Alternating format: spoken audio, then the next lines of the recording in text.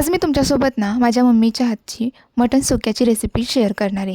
फार काही नाही करायचं, त्यामध्ये कांदा जो आहे ना तो उभा उभा चिरून घ्यायचा आणि तव्यावरती थोडंसं तेल टाकून परतवून घ्यायचा।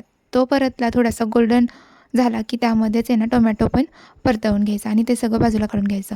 आता इथे तीळ, हरभऱ्याची डाळ आणि खसखस घेतलेली आहे। नंतर ते सगळं परतवून झालं की खोबरं परतवून घ्यायचं आणि आता गॅस बंद करून हरभऱ्याची डाळ परतवून घ्यायची आणि ती परतली की मग गॅस बंद करून त्यामध्ये तीळ आणि खसखस पण परतवून घ्यायची, कारण ते जळू नये ना म्हणून। आणि मग हे सगळं परतवून झालं की ह्याचं छान असं बारीक वाटण करून घ्यायचं। तुम्ही जर हे पाट्यावरती वाटलं ना तर ह्याची टेस्ट आहे ना खरंच खूप भारी लागते।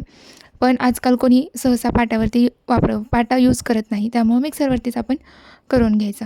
आणि आता आमचं असं झालं की मला माझ्या बहिणीला ATMमधून पैसे काढायचे होते, त्यासाठी आम्ही गेलो होतो आणि त्यामध्येच माझी जी रेसिपी आहे ना ती अर्धीच शूट झाली।